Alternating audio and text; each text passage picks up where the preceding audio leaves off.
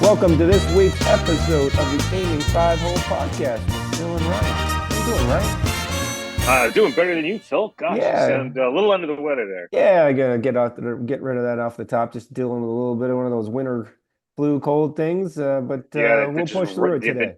that just rage around Florida at this time of year. I get it. Yeah, yeah. Just we did have a bad week last week. Everybody was inside for a week, so it's probably where I caught it. You know, the kids were all sick and stuck in school and stuff. So what can you do?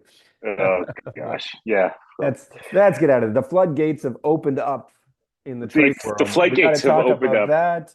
You know, that whole trade with Mikko Rantanen just obviously opened up the trade waters. Yep, Hopefully, the Leafs and the Habs and the Oilers get into the mix here soon. We got yep, to talk about that. We'll talk about Four Nations. The only team that hasn't named a replacement for their injured players is Team Canada. We both have a theory on that. We got to talk about that. And we got to talk about the NHL announcing what the salary cap is going to be for the next 3 years. Way more than I think a lot of people expected it to be. 25% increase over 3 years, which is just, I think, probably worrying some of the teams. And then we're obviously going to start where we always start with our Leafs and Habs. And neither one had a busy week, but we might as well start there. Why don't you kick it off with the Habs as always? okay. Here's the quick one. Hab update. They suck. The couch is Ryan is back on the couch. Ryan is back on the case. Well, the thing is, I'm not depressed. I'm angry because I know what they can be, and they haven't been that.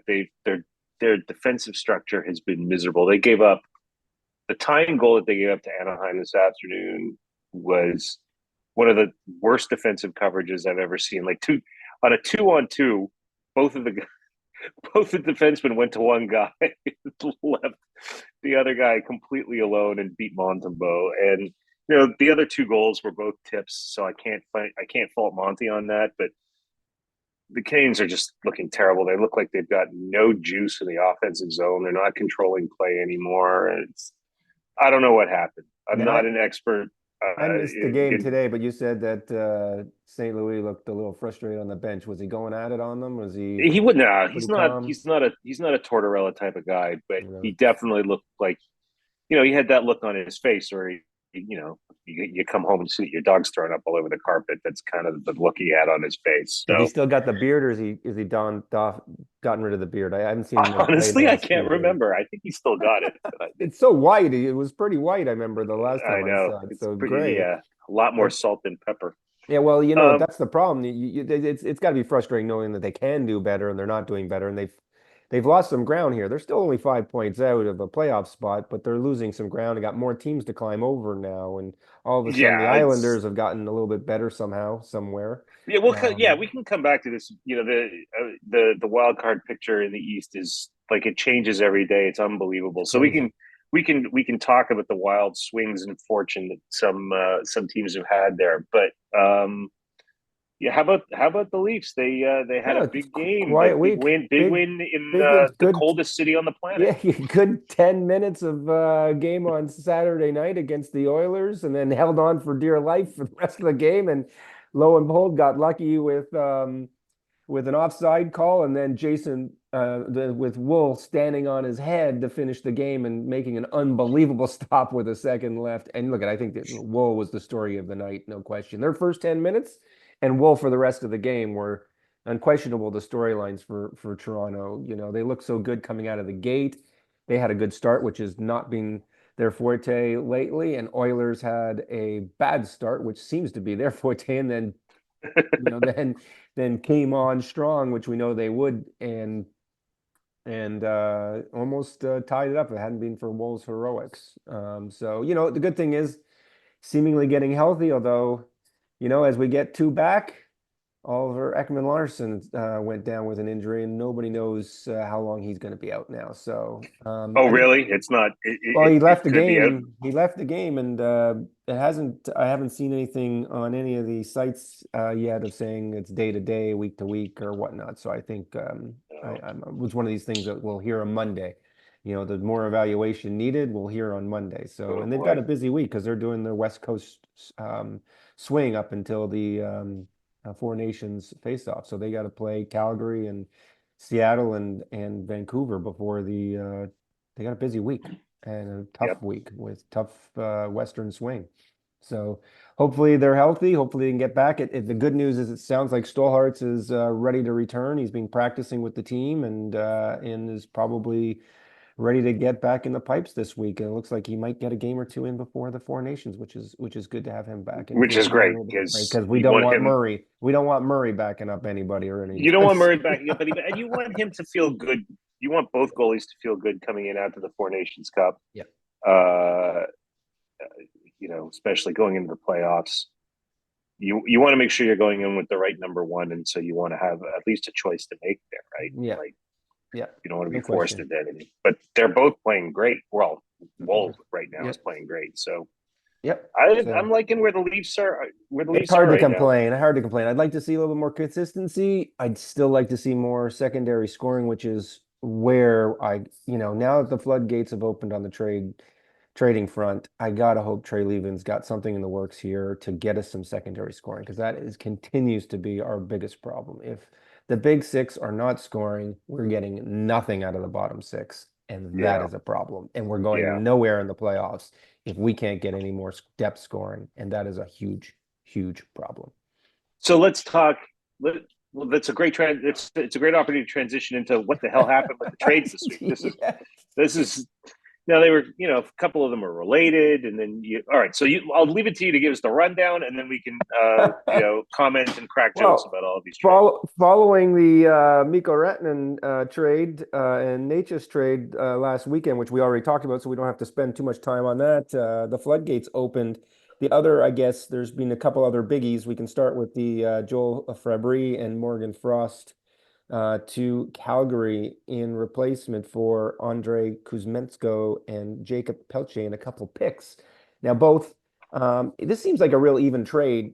Two guys on both teams that are underperforming in Kuzmenko and Fabre from each of their Well, teams. Frost.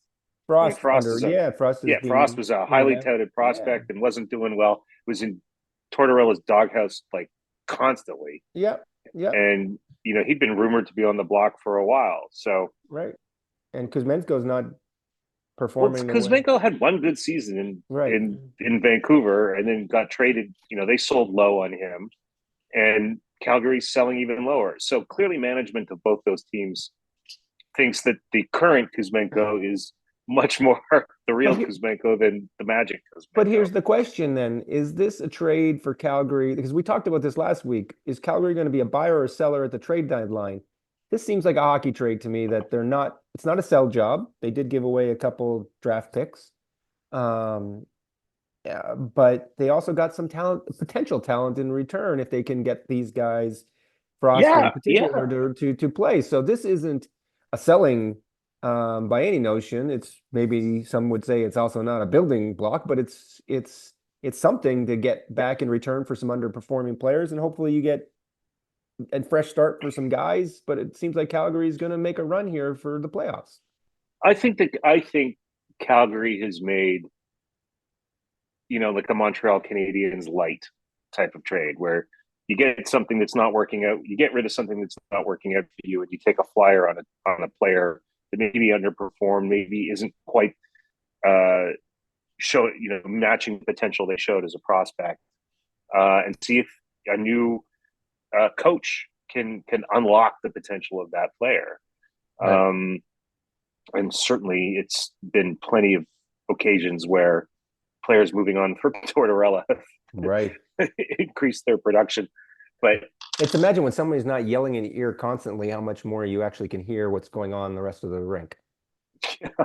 well, and and apparently Tortorella and Matvey Michkov got into it on the bench a couple Wow. nights ago. So who Interesting. knows how long that coaching Yep. situation will be the same. Yep. But anyway, So and then the other biggie that sort of happened this week was JT Miller finally getting traded out of it finally Vancouver happened. for a first rounder and Philippe, and you're gonna love how I pronounce this, obviously. Cheel. Heedle. Heel. Like I don't know how you get heel out of Chytil. I know, but when But we were talking before, I think you pronounced it like a coughing sound or something like that, like I can't gobble. blame it on the cold. That's just bad No, pronunciation on my yeah, part. But exactly. obviously, Uh, there's been so much dysfunction lately out of Vancouver between JT Miller and Pedersen. yep. Something had to give. JT Miller at 31 has numerous years left on his contract. He seems to be one of those. He's already scored 2 goals for the Rangers this weekend. Um, he was a bit of that heartbeat of Vancouver. You're going to wonder how Vancouver is going to do without him.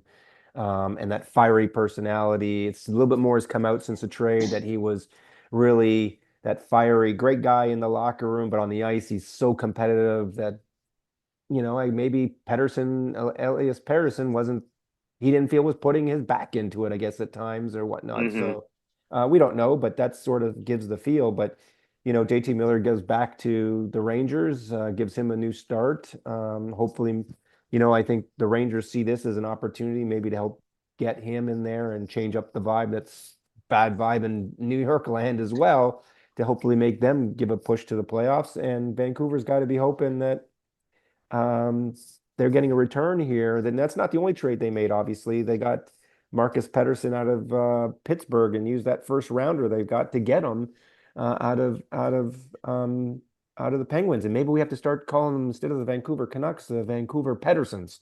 Well, they're definitely cornering the market on Pedersen's. Um, here are my thoughts from the Rangers' perspective. First, getting JT Miller, who was a New York favorite when he played with them, uh, is a major coup. For a couple of reasons. One, he's was a 100-point guy last year, Yeah. and he'll good emerging player, but not that good. Secondly, And being very quiet this year. yeah. Secondly, and this is the part I like about it, is since the last time he was in New York, and I can't say whether or not this is actually what has happened and will happen with respect to his deployment on the Rangers, but he was playing center for the Canucks. And with Mika Zibanejad just not pulling his weight as a number one center, you put a gritty, physical, super skilled guy as your number one center, it changes the whole outlook Yep. of of, of the New York Rangers, and that will probably increase their not only their 5-on-5 scoring, which has always been a weakness of theirs, but it was probably also going to help bump up the power play performance. At least you hope it will. What it doesn't do is fix their defensive problems. And Right. so if the Rangers want to be contenders at all, or think of themselves as contenders at all, they're going to have to fix the blue line at the deadline. And I don't think that what they have left to deal with uh, are necessarily great assets for them to be collecting, a top four defenseman, which they have to have. I'm sorry, they've Right. got to have. Oh, So, someone to but go they're along looking with good. Fox. Someone to go along with Fox. Yeah, or somebody like sort of smack Keandre Miller upside the head and remind him how to play hockey because he doesn't look remotely like the same guy he was last year. No, no. Um, from Vancouver's perspective, they're retooling on the fly and they want to make the playoffs. So they downgraded at center a little bit from Miller to Hedel, picked up some other assets, including a number one draft pick that they flipped for Marcus Pettersson. Now, Marcus I Pettersson for them is the piece, right? That's the one they really coveted. yes, but why? There's Right? history there too, but their GM, right? Rutherford has traded for him a I couple guess times so, but before, right? So but Mark is Marcus Pettersson any better than a number 4D? I don't know. I guess they're strong on defense, obviously with Hughes.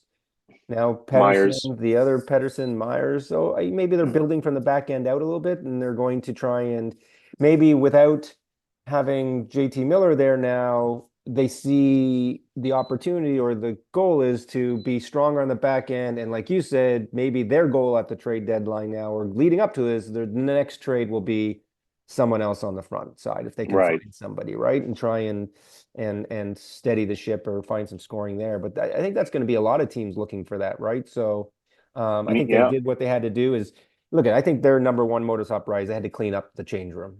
The locker Oh room was yeah, in disarray. The players, they've fallen out of a playoff position. There was just too much upheaval there to go forward with the way they were doing, and they had to do something. So they yep, picked Pedersen over JT Miller. They saved 5 years in age in terms of letting JT Miller go. They got a decent haul back for him, and then got a strong defenseman back for him. So you got to think they did a pretty good yep, job there. yep. So, and then And you Pittsburgh come, did a good job getting a first round pick for yeah, but Pedersen. is this really gonna, this isn't gonna, you look at what Pittsburgh got in return. They got the first rounder. Is this, they got Desharnais, Vincent but Darnay is terrible. it's terrible. So, they didn't get anything back that's going to help them immediately. They're the first rounder. They're looking now towards, okay, is this a signal that they're going, okay, we're looking towards next year? Are we now, we're not in a rebuild mode, but we're stockpiling. If we can stockpile some picks here and stockpile some stuff, do you believe that they even think they can make the playoffs now? To me, this signified a bit I of think the way I we're look, out of I this think I may have without saying it. Without saying it. I think what they did was they took a bit of a backslide on D by essentially replacing Pedersen with Darnay. Um, and but Darnay is still a serviceable NHL defenseman.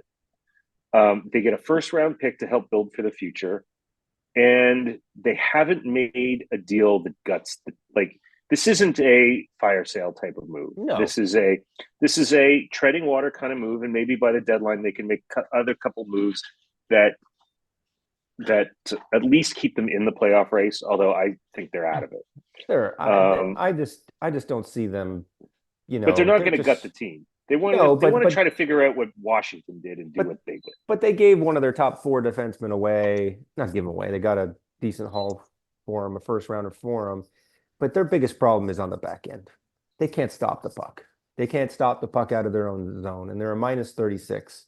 Yeah, they've won Yeah, their last two games, but they're just so they've weakened themselves in the spot where they were the weakest to begin with, right? So, what are they going to do at the deadline to rectify that or score some more goals so that they can, outscore people? And I just don't see that happen. I agree. I think their season is all but over, and they haven't admitted it, but maybe this was the signal to say we're kind of giving up a little bit, but we're not signifying it completely yet, unless somebody makes us the offer that we can't refuse on our big names. right. Yeah. So then there's the under the radar move, right? Dallas again. They come in and they pick up a player. Well, they picked up two players, but they really picked up one player. They picked up one player. They picked up one player in Michael Granlund, uh, who's just going to add to the strength of their team as a 200-foot team. Yep. It blows my mind how every spring or winter they're able to do this to make themselves stronger in areas where they need it.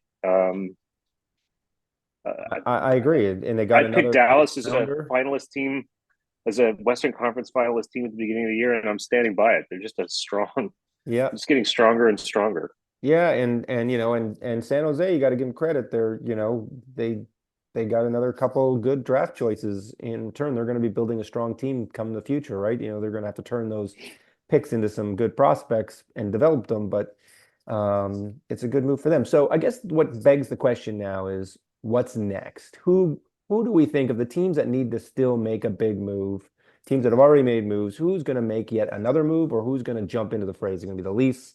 Is it going to be Edmonton? Is it going to be New York going to make another move? Is it going to be, Vancouver continue to make moves? Like, where do you think the next move comes from? I got to believe there's so many rumblings out there. The Leafs, they at least need some secondary scoring. They've got to make a move soon. Or, yeah, you don't want to say their season's over. They're doing so well. They can afford to wait, but can they I'll wait till the afford to wait deadline. too long? They'll wait I, till the deadline. I They'll hate wait till waiting the till the deadline. deadline. I'd rather see this is where I sort of tread water. I know TSNs of the world would love to see everybody think I hear James Duthie now. Everybody hold on. Let's wait till the trade deadline so our trade deadline show has some picks. I'd like to see teams. I think when they do it a little bit earlier and then they can have more time to ingrain those players into their lineup and give them a little bit more runway. Yeah, but the to prices get are it. higher. I agree. I understand that. But you know what? The prize, the payoff is bigger too if you do it right. Yeah. Right. So we'll see. But I think the Leafs and Oilers have got to get into this mix and they got to get in the mix soon so they don't lose out on their Yeah. targets. And Yep. the other piece, and before we get into the Four Nations stuff, the other piece that sort of got announced this week is the salary cap. We now know Yeah. that. Whew. So some big news out of the NHL, and you and I have been talking about this for weeks. We kind of figured the salary cap was going up, but we never imagined it was going to jump the way it did. And I'm just trying to find the exact number so I don't get it wrong. Here it is right here. The next 3 years, so 25, 26 is going to be 95.5 million. Up 26, from 27, up 88 or from 89. 80, almost 89 million. 26, 27 to 104, and 27, 28 to 113 and a half.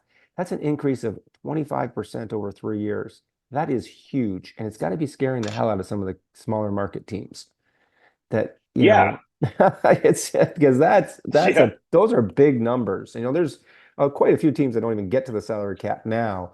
When it grows to this size, I just can't. It's scary for some markets, and especially some of the Canadian teams that are paying in U.S. dollars but generating Canadian dollars, and the Canadian dollar slipping ain't going to help. No, that's definitely not going to help. Well, maybe the Canadian teams can slap a 25% tariff on There you you go. on U.S. players' salaries or something Let's like get that. into that mix.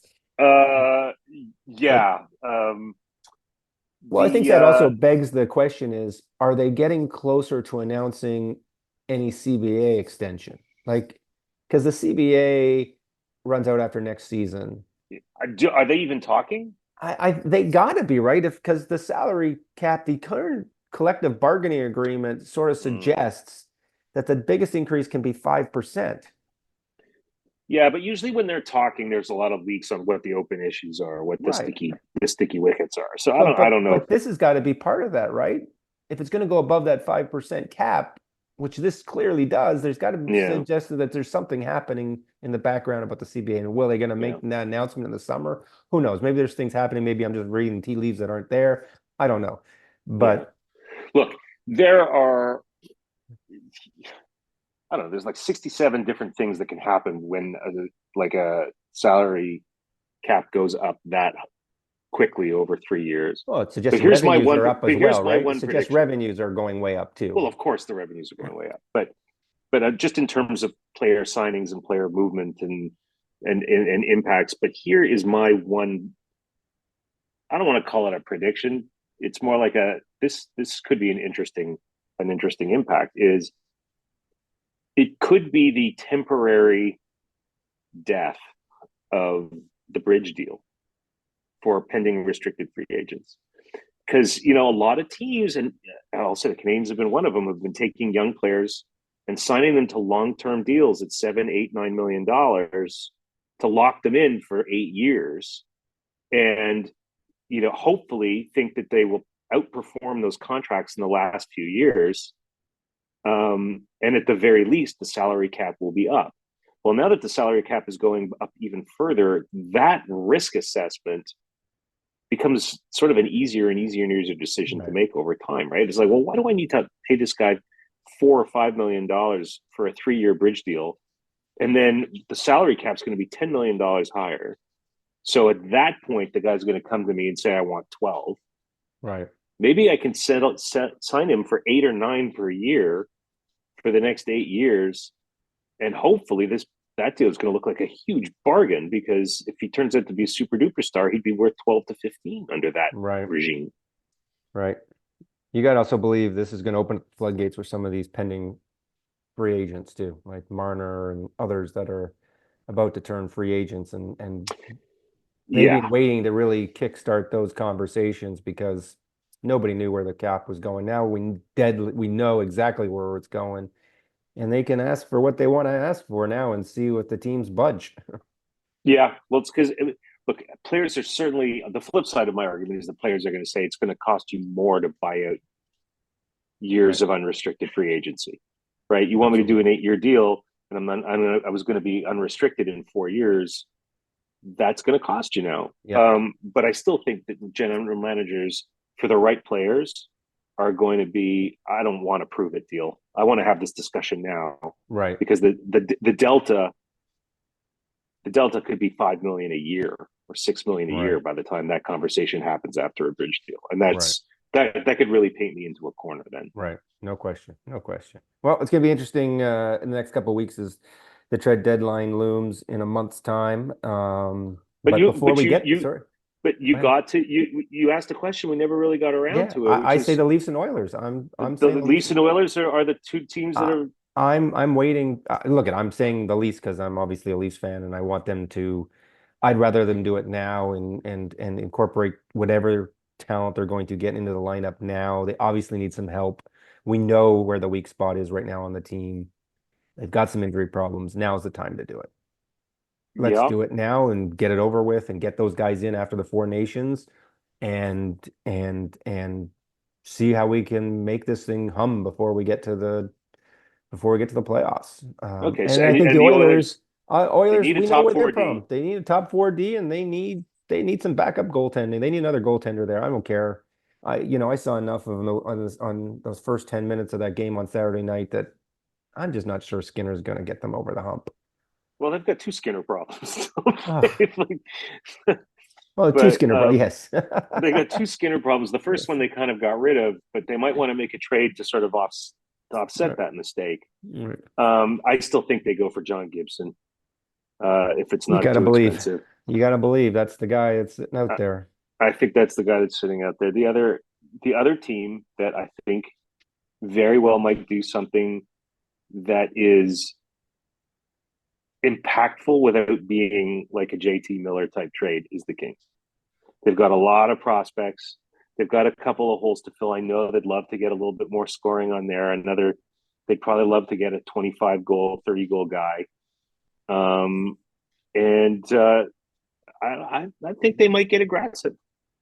Really? You think that they're going to make that big a move? This they do. Does it not feel a little bit like the Kings this year are playing with some? They're playing right now with what's the With the word I'm house looking money. for? The house money. They're outperforming what everybody thought they would. The one team that probably doesn't need to make a move, and we don't see will make a move, is the other team that's outperformed what everybody outperformed is the Washington Capitals. The Capitals made a bunch of moves in the offseason that everyone, yeah, whatever, whatever. Who cares? But do the Kings need to make some moves now, or do you think they could wait till the offseason? Because The Kings are the Capitals. The Kings. well, the Kings first, Yeah. like Kings, like Yeah. do you, that's I use the Washington Capital thing as like, do you think the Kings really have a run at the Stanley Cup this year, or No, no, but which there is could why be an opportunity. would you then just sit back a little bit now and wait till the offseason and do what Washington did and address it in the offseason, make some trades that everybody goes or whatever, and then next thing you know, they're in first place next year. I think because I think the Kings have the prospects and depth in certain areas to make the kind of hockey trade at the deadline or a rental trade that doesn't cost them too much, but allows them to maybe take a player with term and continue to build with that. I But really but you just said something. You don't think they have a playoff, a Stanley Cup opportunity, even though they're doing well. Why would you do a rental play move? The only trade I think they're going to make is to your other point yeah. is Well, with yeah, term, player with term. Why would you do a yeah. rental if you don't think you're going to make if you're not going to make hay in the playoffs? You got to Well, think your first round, everybody goes into the playoffs saying anything can happen, right? right? But the chances are they go into the first round and lose to Well, Edmonton again. well, But here's their uh, problem. Their first round is either going to be Edmonton, Vancouver, or Colorado.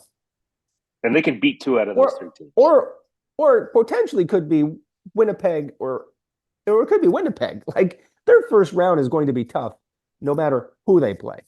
Yeah, Like yeah. No, uh, I get it. I get it. I don't think they're doing a Um, rental move. I think they do no, anything with you're term. probably right. I think they probably do. If they take a player, they'll get one with Right. Right. term. So that's the team I think might Right. make a move in the East. Um, you know, we were going to talk a little bit about how the East has tightened up and reshuffled again with, you know, with Detroit treading water. Ottawa has moved up to the number 3 slot in the East. Boston is still struggling. Tampa is starting to struggle. The Islanders have won a million. I think the Islanders could make a move. I think the Islanders are going to make a move just because they have something people want, and they've got some pending free agents that they don't believe they're going to be able to sign. I Yeah. think so. I Well, think they are so going to make some right. moves. Whether that's Well, good so or bad for the team in terms of making the playoffs or not, I don't know. But yeah, I would agree the Islanders are going to make the question mark for me is Ottawa. Does Ottawa, now that they're sitting really pretty, do they make something to solidify that team to give themselves an opportunity to do some damage in the playoffs? Because they could do some damage in the playoffs. If they get Allmark back in net and healthy and playing the way Allmark can play, they could do some damage in the playoffs. yeah, they could. So if they made a move, they could be a team to be reckoned with in the playoffs, Yeah, somewhat. But be curious to see who's on the market that would really help them. yeah, They're it'd deep be down the interesting. middle. Maybe they can Yeah, find a scoring winger or something. I don't yeah. know. Maybe defense. They probably need some help on the point, Yeah, but we'll see. We'll see. It's gonna be an interesting week, a couple weeks. yep. But even better Um, next week, we're a week away from the Four Nations Cup. yeah, it's gonna be And awesome. every team except for Team USA has had an injury problem. I And know. Well, so the strongest roster is now even comparatively stronger because yes, they've had no injury replacements. yes. And Team Canada is the only one that hasn't named a replacement for their injured player. Finland has named two guys I can't pronounce their Come on, roster, give so it I'm to not me. even going to give it a shot. You can go for that. Sweden has renamed their goaltender. Samuel Aronson from Flyers is going to replace Markstrom out of New Jersey. And we have not certain a replacement for Peter Angelo's been all quiet on the Northern Front. And that tells both of us something. They're waiting to see how Doughty plays this week. He 100%. got There's no back in the question. They're lineup. just waiting for that. He got back in the lineup this weekend, and they're waiting to see how he plays. That's exactly It's the right. only reason they haven't named somebody because there are names out there that could easily go in the lineup and be very strong candidates to replace Peter Angelo, and they haven't done it because they want to see if Doughty can do it because he Yeah. should have been on this roster to begin with. Yeah. He said it All from right. the Say it beginning. with me. Vakanainen and Vakanainen, Jokiharju. And I'm not even Jokiharju. Joker. You can't even do that one, and you're like the Jokiharju. pronunciation king.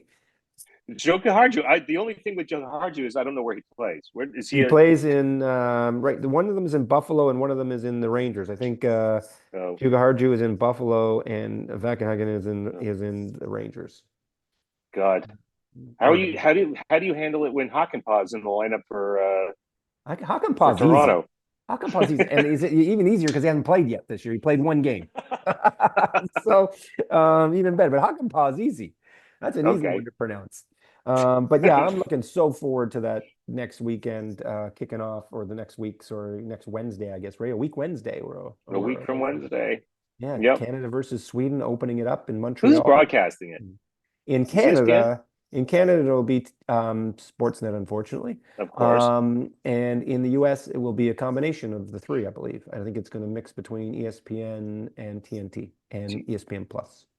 Oh, okay. So Well, I think NHL all of them Network got it. didn't get any of the. Well, I'm glad No, NHL Network didn't. it's too short of us. It's too there's not enough games for Yeah, them to and need them. it's I'm sure they're going to and do wall-to-wall and the league wants it to coverage. work. Yeah, yes, exactly. So yeah, so I think it's going to be on TNT and ESPN for the most. I think maybe ABC gets the final game. I The don't know. final. I'd have to Oh, take a that'd look be at the good. broadcast schedule. You know what? I guess we can do that pretty easily. It's right here. Yeah, well, as broadcast Um, guys, we yeah, it's great that so we it's know that off the top of our heads. yeah. So Um, the first game, Canada Sweden, is on TNT in the US. It's on all their affiliates as well. ESPN has the United States Finland game, and then Finland Sweden is ABC and ESPN Plus. Canada United States is on ABC, oh, for sure. and then Canada Finland is on TNT and their affiliates. Sweden US is on TNT, and then the final game actually is on ESPN. It's not on ABC because it's a It's not Thursday on. night. Well, it's a Thursday night, so there's no way Oh, ABC is giving up their primetime lineup. So That That's not even surprising at if all. it's a U.S. Canada rematch, I Yeah, wonder. you I got to believe wonder. that could change in a heartbeat, but right now it's listed as ESPN. Yeah, So, and obviously Sportsnet in Canada. yeah, But it's going to be so much fun. I can't wait to see this tournament. I'm going to be in Canada for the first few games, so I will be able to watch nice, my hometown team, my home country team, as I'm skiing the slopes in St. Louis in Lake Louise, St. Louis, Lake Louise. So I'm going to look forward to it, trying to stay warm and not getting cold. But it's going to be nice. fun, and we're going to talk while I'm up north as well. So Absolutely. Looking forward to that. Looking forward to the road show for the Aiming Five Hole podcast. yeah, our first road show. Our first Actually, road it's not our show. first road show because you were in Europe for one of them. That's right. That's right. Yes, so it's not. But until then, another great week chatting and let the trades continue. Let's give us Let it something to keep them talk to. rolling. Can't wait to see what's I know next. it's nice to see how the NBA is trying to keep up. Yeah, yeah. Whoa, that was what a shocker that one is there. We don't let's not even get into that, but We're not that going to was a get bit of into a that. We got to shocker say there. goodbye. I want to see a couple shockers in the AHL. So let's see what happens. We'll All talk right, to you buddy. next weekend from Canada. Talk to you soon. All right. Okay. Bye.